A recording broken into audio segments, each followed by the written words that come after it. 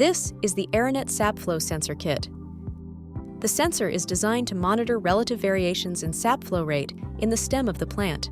The sensor kit consists of a sap flow sensor and a grid-powered 4 to 20 mA sensor module that wirelessly transmits the measurements to the Aranet base station.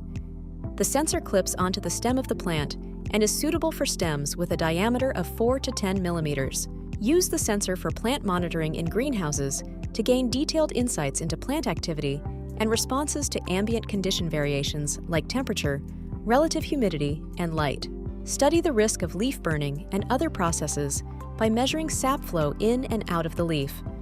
Like all Aranet Pro Series sensors, this sensor sends data to the Aranet base station and allows customized analysis via the Aranet cloud to align with business needs.